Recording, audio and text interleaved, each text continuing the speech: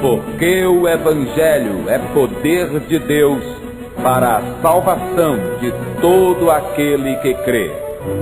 Prepare o seu coração para a ministração da poderosa Palavra de Deus, que será proferida pelo conferencista Josué Brandão. Deus, pelo poder do Evangelho, fará grandes milagres em sua vida.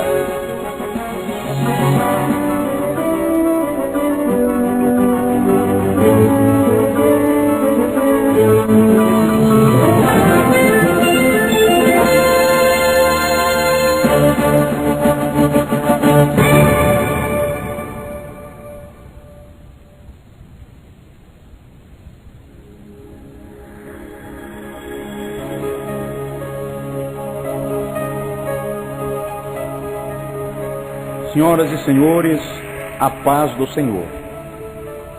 Temos imenso prazer em convidar a vossa atenção ao livro do profeta Daniel, capítulo de número 12, versículo de número 2, onde meditaremos sobre o tema A Eternidade. E muitos dos que dormem no pó da terra ressuscitarão, uns para a vida eterna, e outros para a vergonha e desprezo eterno. O profeta Daniel traz a mais clara declaração veterotestamentária acerca da eternidade. Este versículo revela-nos a ressurreição de justos e injustos e informa-nos que há dois caminhos na eternidade: um de gozo, outro de sofrimento. Ambos são eternos, definidos e incomunicáveis. Ambos são criados por Deus. Um chama-se céu, paraíso ou seio de Abraão. O outro chama-se Hades ou inferno. Quando narrava a parábola do rico e Lázaro, em Lucas capítulo 16, versículo 22 e 23, Jesus fez menção a estes dois lugares e informa-nos que o espírito do servo de Deus irá para o céu e o espírito do pecador não arrependido irá para o inferno, porque o espírito dará conta do que a alma planejou e o corpo executou. O termo eternidade, oriundo do grego aionios e do latim aeternitatis, define um tempo muito longo ou tempo sem fim. Na maioria das vezes que ocorre na Bíblia, o termo reporta-se à pessoa e atributos do excelso Deus. Ao longo do texto sagrado, porém, encontram-se referências alusivas à vida eterna do homem. No Evangelho segundo escreveu-nos São Mateus, capítulo de número 25, versículo de número 46, quando fala sobre o julgamento das nações, o Senhor Jesus conclui dizendo: e irão os ímpios para o tormento eterno, mas os justos para a vida eterna. Certa feita, o apóstolo São Pedro interrogou o Senhor Jesus em Lucas capítulo 18, no versículo 28 a 30, e disse: Mestre, e nós, que deixamos tudo e te seguimos? Jesus respondeu: em verdade vos digo que ninguém há que tenha deixado casa, pai, mãe, mulher, filhos, por amor do reino, que não haja de receber muito mais nesta vida, e na idade vindoura a vida eterna. Interrogaram o profeta João Batista em João capítulo 3, versículo 36, acerca da missão de Jesus E o profeta respondeu: quem crer no Filho tem a vida eterna. Quem não crer no Filho não verá a vida, mas a ira de Deus sobre ele permanece. Falando do mesmo assunto, no Evangelho segundo escreveu-nos São João, capítulo 6, versículo 27. Jesus dirige-se à multidão que o seguia e disse-lhes: trabalhai, não pela comida que perece, mas pela comida que permanece para a vida eterna, a qual o Filho do Homem vos dará. Posteriormente, o amável apóstolo aos gentios, escrevendo a sua carta ao jovem pastor Timóteo, no capítulo 6, versículo 19, ele exorta aos ricos deste mundo que entesourem para si mesmos um bom fundamento para o futuro, para que possam alcançar a vida eterna.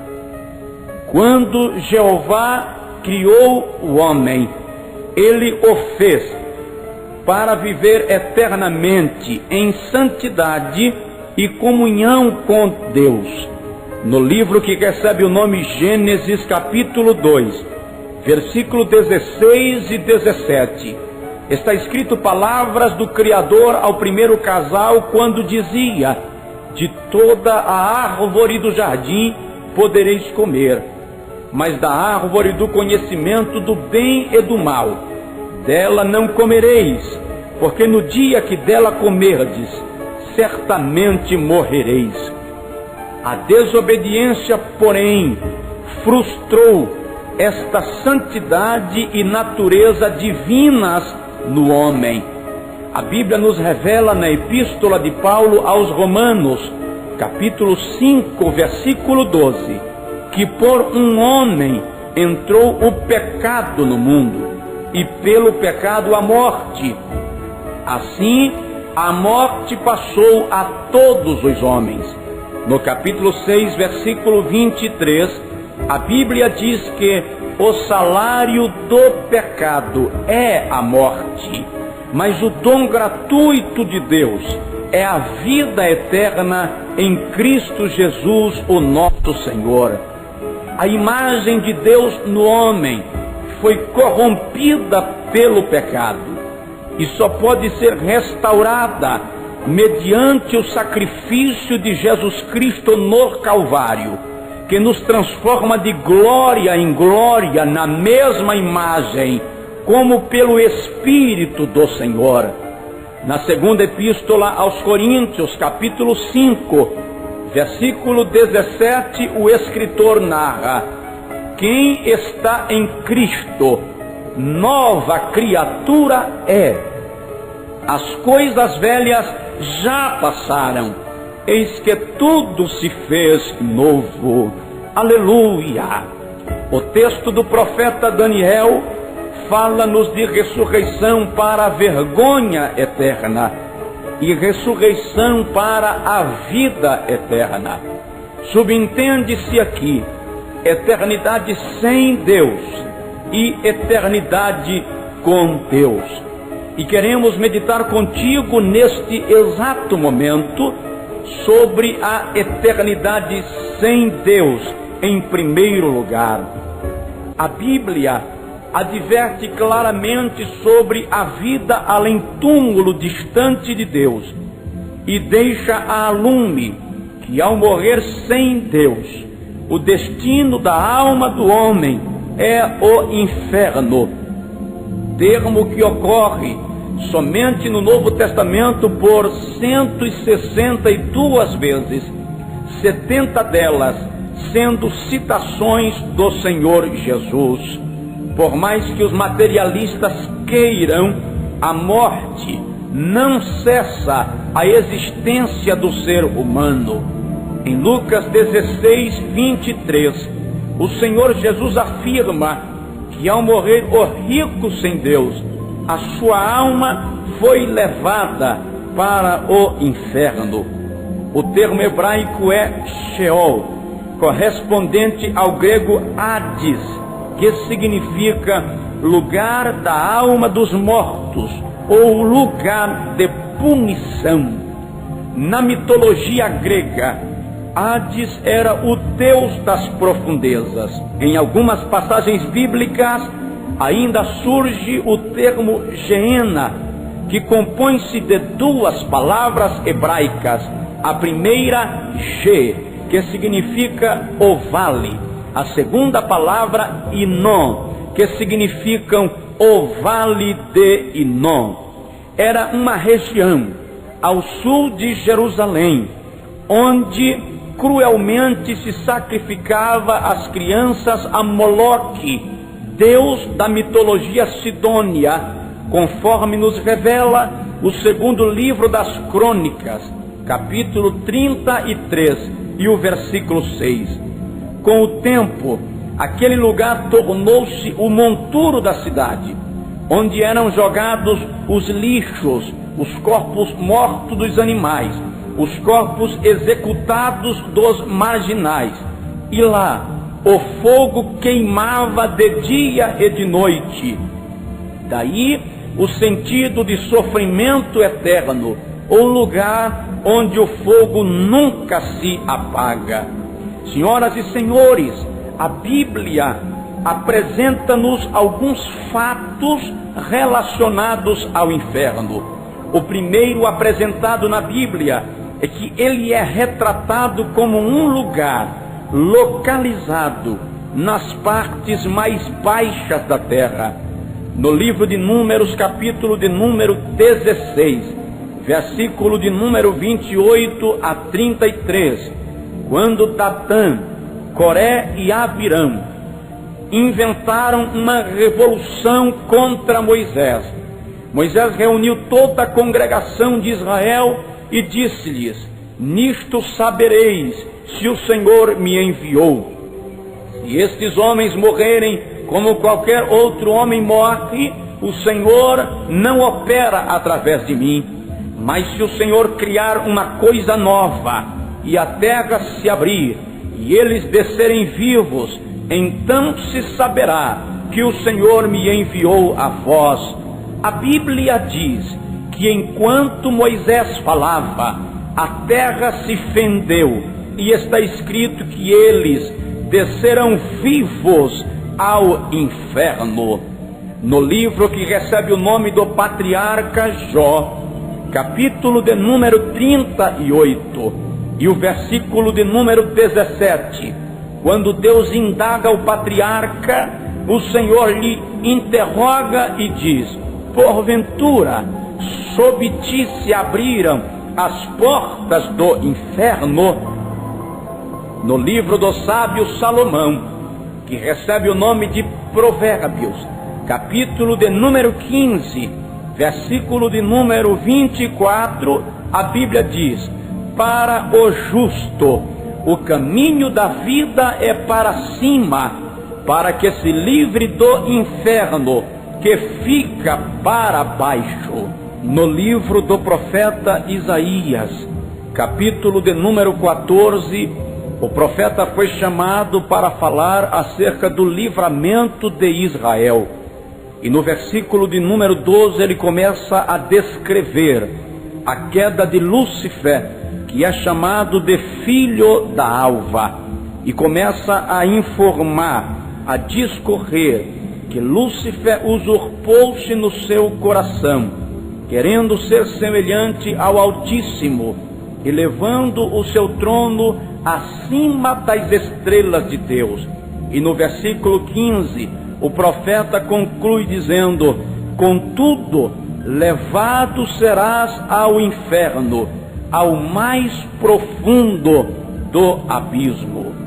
No Evangelho segundo escreveu-nos São Mateus, capítulo 12, versículo 40, os judeus interrogaram o Senhor Jesus acerca da sua missão, e Jesus respondeu: assim como o profeta Jonas ficou 3 dias e 3 noites no ventre de um grande peixe, convém que o Filho do Homem permaneça por 3 dias e 3 noites no centro da terra. O apóstolo São Pedro, quando ministrava a sua primeira mensagem depois do revestimento de poder, no livro que recebe o nome Atos dos Apóstolos, capítulo de número 2, versículo 31, o apóstolo faz referência a um salmo de Davi, que expressava a sua confiança de não ter a sua alma abandonada no Sheol. E Pedro explica dizendo: Davi faz menção à ressurreição de Jesus, cuja alma não foi deixada no Hades, nem a sua carne viu a corrupção. O apóstolo São Paulo, escrevendo aos irmãos de Roma, no capítulo 10, versículo de número 7, indaga: porventura, quem desceu às partes mais baixas da terra para tornar a trazer de lá ao Cristo? O apóstolo estava afirmando que Jesus não precisou de ajuda para romper as cadeias da morte e voltar à sua posição de glória. E quando veio a escrever aos Efésios, no capítulo de número 4, versículo 9, o apóstolo diz: ora, ele subiu e também desceu às partes mais baixas da terra e levou cativo o cativeiro. O paraíso, que segundo entende-se ficava ao lado do Hades, dividido apenas por um abismo, com a glorificação de Cristo, foi levado até a proximidade do trono de Deus, conforme nos revela o Apocalipse, capítulo de número 6.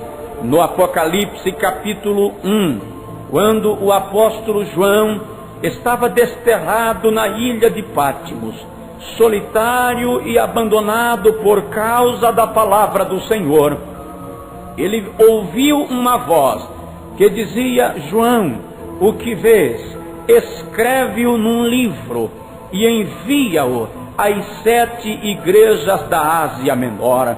E João diz: eu virei-me para ver quem falava comigo, e vi um cujos cabelos eram brancos como uma branca lã, os seus olhos como chamas de fogo, o seu rosto como o resplendor do sol em seu fulgor, a sua voz como uma multidão de muitas águas, e a sua língua como espada afiada de 2 gumes, e tinha um cinto de ouro puro à altura do peito, e a sua veste era talar resplandecente, e os seus pés como latão reluzente saído da fornalha.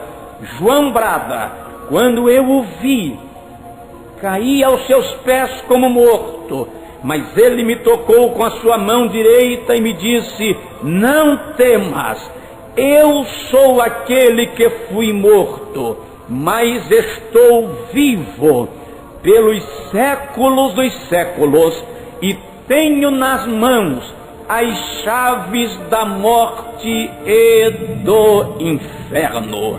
Aleluia! Porque Jesus desceu às partes mais baixas da terra, mas subiu em vitória para a salvação da nossa alma. O segundo fato relacionado ao inferno, relatado na Bíblia, é que ele aparece no texto sagrado como um abismo. Do grego tártaro, no Salmo de número 94, versículo de número 17, o salmista diz: se o Senhor não tivesse sido o meu auxílio, já a minha alma estaria no abismo. No Salmo de número 115, versículo 17, o salmista diz: os mortos não te louvam, nem os que descem ao abismo. No Evangelho segundo escreveu-nos São Lucas, capítulo de número 8, versículo de número 31. A Bíblia relata-nos um episódio de quando o Senhor Jesus adentrou na terra dos Gadarenos e um possesso de demônios veio ao seu encontro e prostrou-se diante dele. E o texto diz que os demônios lhe rogavam que não lhes mandassem para o abismo naquele momento.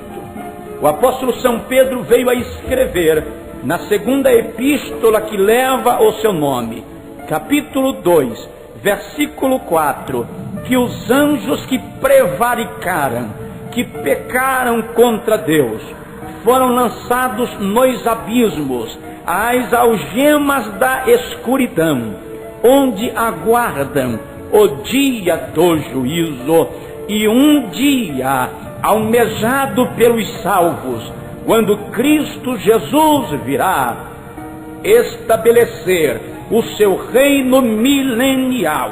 No Apocalipse capítulo 20, versículo 3, a Bíblia diz que Satanás será amarrado por 1000 anos e lançado no abismo. Que maravilha de promessa!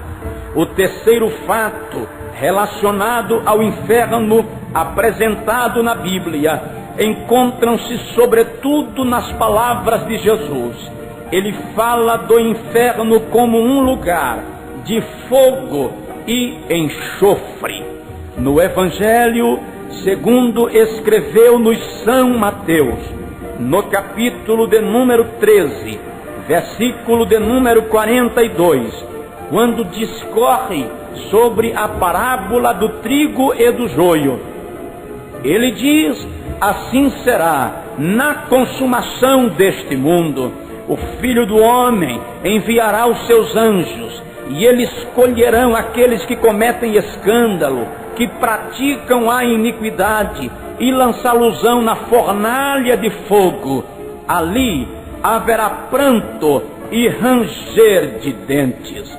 No capítulo de número 25 do Evangelho segundo escreveu-nos São Mateus, versículo de número 30, quando narra a parábola dos talentos, o Senhor Jesus diz: tomai, pois, o servo inútil, lançai-o nas trevas exteriores, ali haverá pranto e ranger de dentes. E no versículo 41, Jesus é claro ao enfatizar que o inferno é lugar de fogo e enxofre, mas foi preparado para o diabo e os seus anjos. No Evangelho segundo escreveu-nos São Lucas, capítulo de número 16, versículo de número 24, quando fala da parábola do rico e Lázaro, já citada, o Senhor Jesus afirma que o rico, olhando para o paraíso e vendo a Lázaro no seio de Abraão, disse: pai Abraão, manda que Lázaro molhe a ponta do seu dedo em água e goteje na minha língua, porque estou ardendo nesta chama. O inferno, portanto, é lugar de fogo e enxofre. No livro da Revelação Apocalíptica, capítulo de número 14, versículo 10, o anjo brada que todos aqueles que adoraram a besta, receberam a sua imagem na sua testa ou na mão, serão lançados no lago de fogo e enxofre. E posteriormente, no capítulo 19, versículo 20, a própria besta e o falso profeta serão lançados vivos no lago de fogo e enxofre. Caro distinto ouvinte da palavra de Deus, os cientistas dizem que os vulcões trazem para fora o que há no interior da Terra. Quando o vulcão Santa Helena, nos Estados Unidos da América, por exemplo, entrou em erupção, jogou 150 mil toneladas de gás sulfuroso e lavas para fora. Os repórteres escreveram: o inferno veio para fora. A ciência ainda diz que a crosta da Terra tem 50 milhas até chegar ao fogo. Em alguns lugares, porém, no fundo dos oceanos, a distância é menor que 1 milha. Concluíram ainda que o centro da Terra é mais quente que a superfície do Sol, com temperatura de 12.000 graus Fahrenheit, que correspondem a 6.648.889 graus Celsius. Jesus não estava errado.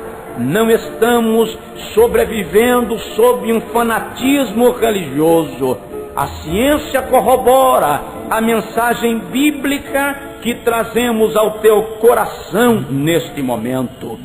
O quarto fato relacionado ao inferno na Bíblia é quando o texto sagrado diz que lá é lugar de vermes e cadáveres. No livro do profeta Isaías, capítulo de número 66, versículo de número 24, o profeta diz: e sairão, e verão os cadáveres dos homens que prevaricaram contra mim, porque o seu verme nunca morrerá, nem o seu fogo se apagará, e serão um horror para toda a carne. Quando descrevia sobre o assunto e exortava os seus ouvintes, no Evangelho segundo escreveu nos São Marcos, capítulo 9, versículo 43 a 48, Jesus deixou claro que o homem, depois do juízo final, será lançado no inferno com o seu próprio corpo. Não há como questionar esta afirmação de Cristo Jesus. Estudiosos descobriram nas profundezas do oceano uma rachadura da qual o fogo escapa e em torno da qual existem vermes enormes que não existem em qualquer lugar da terra. O quinto e último fato relacionado à eternidade sem Deus é quem serão os seus habitantes. Gostaria de lembrar-lhe que o inferno não foi preparado para o homem. Ele foi preparado para Satanás e os seus demônios. Mas a Bíblia nos informa, em Provérbios 27, versículo 20, que o inferno nunca se farta. E eu gostaria de te lembrar, no Gênesis capítulo de número 19, versículo de número 24, quando o texto sagrado fala da destruição de Sodoma e Gomorra por causa da imoralidade, da depravação moral. A Bíblia diz que o Senhor fez chover fogo e enxofre sobre Sodoma. Distinto ouvinte, só existem duas diferenças entre Sodoma e Gomorra e a sociedade moderna. A primeira diferença é que a sociedade moderna é mais depravada e imoral que a sociedade de Sodoma. A segunda diferença que faz com que este mundo não já tenha sido destruído é que na sociedade moderna existem muito mais de 10 justos que servem a Deus de coração e foram justificados pelo sangue de Jesus. No Salmo de número 9, versículo 17, o salmista diz: os ímpios serão lançados no inferno, bem como todas as nações que se esquecem de Deus. Olha, distinto, a humanidade sem Deus, desinteressada dele, que blasfema contra ele tem um destino inevitável que se chama inferno, se não voltar o seu pensamento para o Senhor. No Evangelho, segundo escreveu-nos São Mateus capítulo 5, versículo 22, o Senhor Jesus afirma: todo aquele que chamar o seu irmão de louco é réu do inferno. O louco da expressão grega não é o louco que nós pronunciamos em determinados momentos. Era um jargão pesado, era uma expressão forte, que Jesus diz que qualquer que escandalizar, que fizer desviar um dos seus pequeninos, melhor lhe fora amarrar uma mó no pescoço e lançar-se no mar, nas profundezas do abismo. No versículo de número 32 a 35, o Senhor Jesus diz que para a prisão eterna irão todos aqueles que não perdoam os seus irmãos, que reservam o sentimento de ódio e vingança nos seus corações. E no capítulo 23, versículo 33, ainda do Evangelho segundo escreveu-nos São Mateus, Jesus reporta-se aos hipócritas religiosos, chamados de fariseus, que estavam presos em seus conceitos humanos, em suas tradições religiosas, enquanto pessoas destinavam-se aos portões da eternidade sem Deus. E Jesus diz: raça de víboras, quem vos salvará do fogo eterno?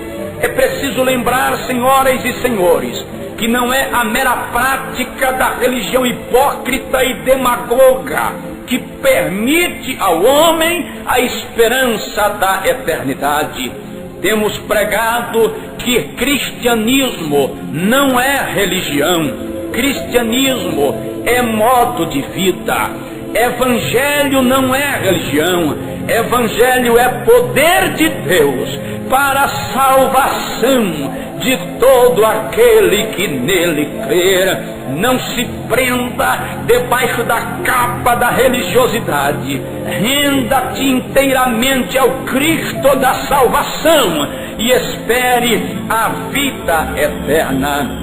O Senhor Jesus, ainda falando dos habitantes do inferno, no Evangelho segundo escreveu-nos São Mateus, capítulo 24, versículo 48, diz que aquele servo que desempenha o trabalho relaxada e irresponsavelmente será castigado com açoites. Em nome do Senhor Jesus, não queira ser um habitante da eternidade sem Deus. No Apocalipse, capítulo de número 21, versículo 8, o apóstolo diz: mas quanto aos tímidos e aos incrédulos e aos abomináveis e aos homicidas e aos fornicários e aos feiticeiros e aos idólatras e a todos os mentirosos, a sua parte será no lago que arde com fogo e enxofre. Distinto, os tímidos relatados aqui não são os introvertidos, não são aqueles que bradam com um grito ao mínimo voar de uma barata ou latir de um cão. São aqueles que pela covardia negam o Evangelho de Jesus, rejeitam a salvação. Os incrédulos são aqueles que, não obstante tenham acesso ao Evangelho, preferem prender-se em seus conceitos filosóficos vazios de pensamentos espirituais e não aceitam a salvação do Senhor Jesus. Os abomináveis são aqueles cujas práticas lhes tornam iníquos, pecadores e obscenos diante da santidade de Deus. Os idólatras e mentirosos são aqueles que negam a salvação e substituem a pessoa de Deus em suas vidas por imagens, por ídolos, por nomes ou renomes, e passam a venerá-los, quando o próprio Jesus diz: ao Senhor teu Deus adorarás e só a Ele servirás. Para corroborar as informações bíblicas que te passamos agora, na qual te informamos que a realidade do inferno é incontestável, ainda queríamos deixar para a tua meditação o pronunciamento de um cientista que veio a escrever e publicar num jornal finlandês a sua experiência quanto a este fato. E ele narrou dizendo: como comunista, não creio no céu ou na Bíblia, mas como cientista, agora eu acredito no inferno, disse o doutor Azakov. O seu depoimento continua quando diz: inútil para nós dizer que ficamos chocados ao fazer tal descoberta, mas nós sabemos o que vimos e ouvimos, e estamos absolutamente convencidos que perfuramos através das portas do inferno. As brocas começaram a girar descontroladamente, indicando que nós havíamos alcançado uma bolsa ou uma caverna vazia. Os sensores de temperatura mostraram um aumento dramático no calor de 2.000 graus Fahrenheit, que correspondem a 1.093.333 graus Celsius. E o doutor continua o seu depoimento quando diz: nós abaixamos o microfone projetado para detectar os sons de movimentos de placas de baixo eixo, mas em vez de movimentos de placas, nós ouvimos voz humana que gritava de dor. No início, pensamos que o som estava vindo do nosso próprio equipamento, mas quando fizemos os ajustes, nossas más suspeitas se confirmaram. Os gritos não eram de um único ser humano, mas de milhões de seres humanos que gritavam de dor.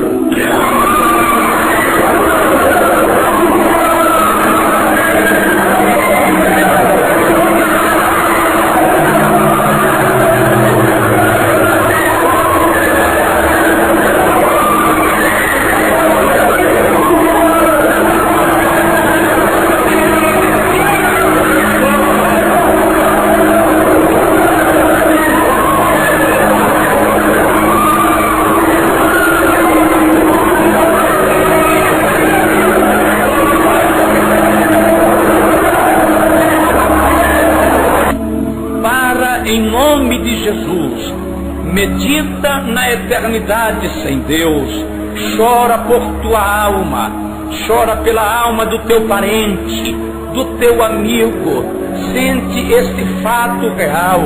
E se não consegues acreditar neste pregador ou na Bíblia, acredita na ciência e escapa-te por tua vida. Um certo dia, o Senhor Jesus disse: eu sou a porta, quem entrar por mim salvar-se-á, entrará e sairá e encontrará pastagens. Mas ainda cabe-nos meditar contigo na eternidade com Deus, e o faremos com uma alegria extraordinária, porque a nossa alma crê neste fato real. Da mesma maneira que a Bíblia descreve o inferno, também fala da vida eterna, promessa inerente à salvação conquistada por Cristo Jesus na cruz, para aqueles que o aceitam como Senhor e Salvador das suas almas. no Evangelho segundo escreveu-nos São João, capítulo de número 5, versículo de número 24, o Senhor Jesus afirma: em verdade vos digo que quem ouve a minha palavra e crer naquele que me enviou, tem a vida eterna, não entrará em condenação, mas já passou da morte para a vida.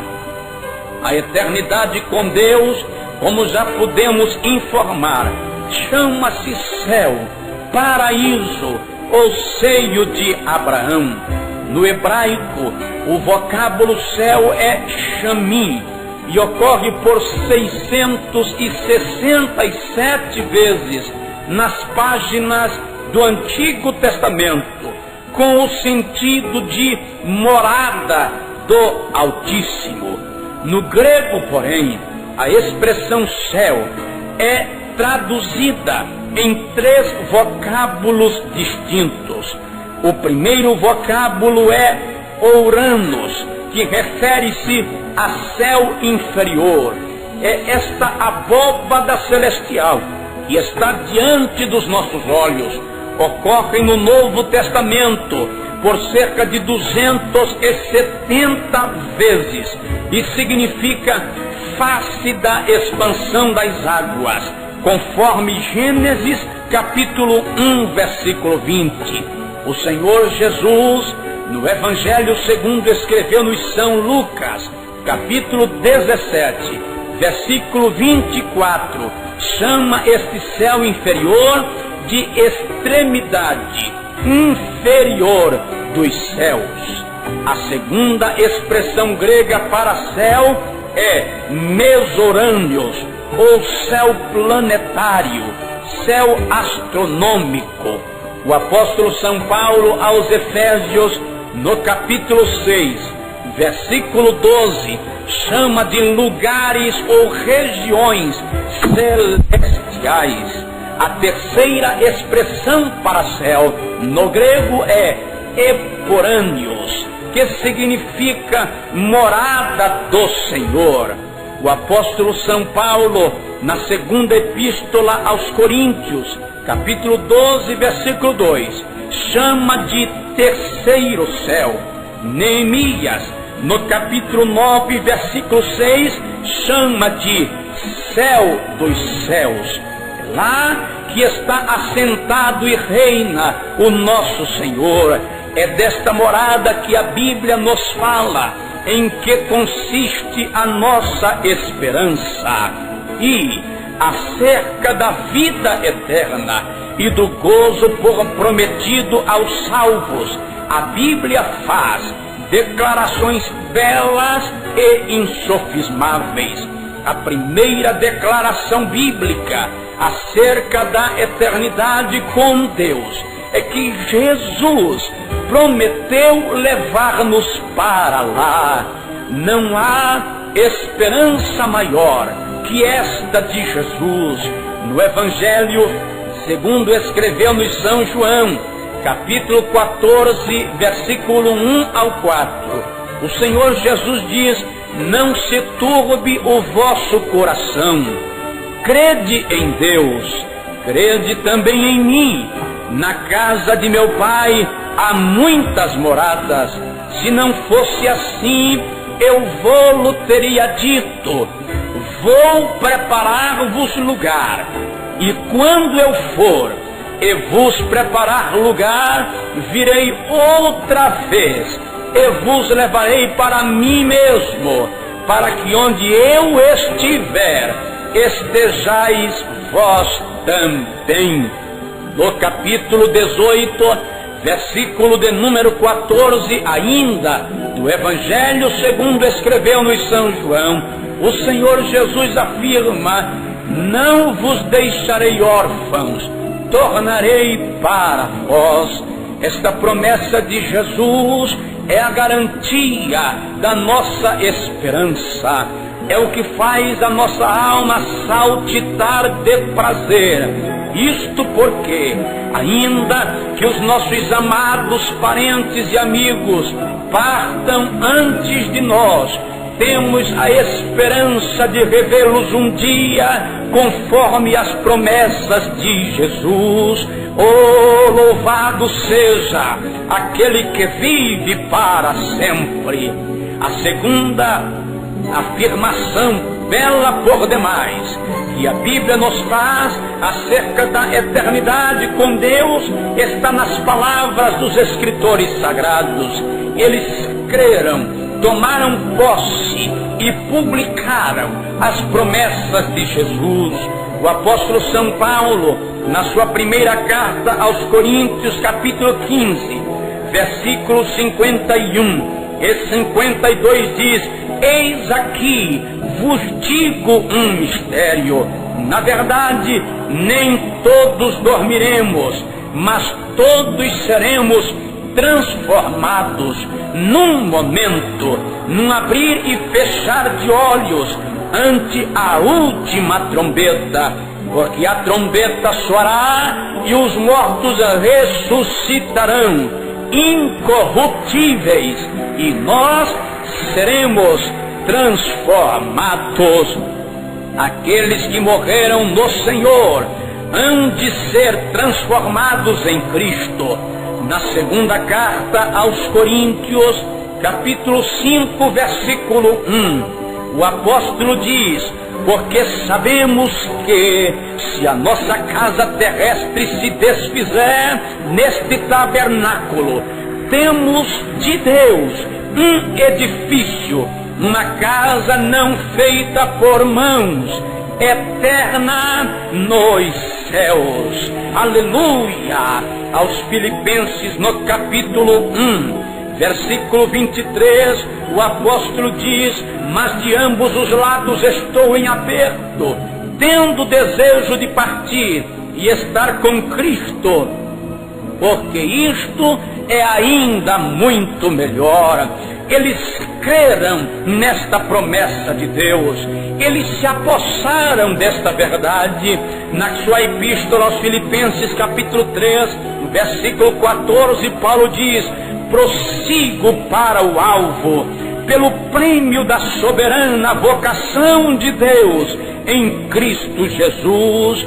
Os alvos dos salvos não se confundem com as belezas terrestres. O nosso alvo está na eternidade.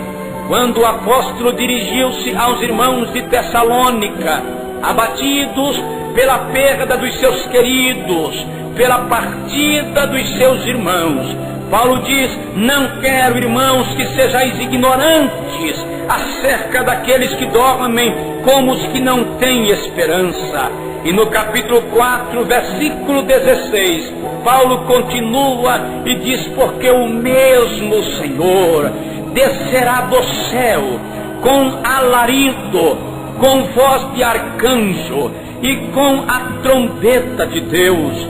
E os que morreram em Cristo ressuscitarão primeiro, e depois nós, os que estivermos vivos, seremos arrebatados ao encontro do Senhor nos ares, e assim estaremos sempre com o Senhor.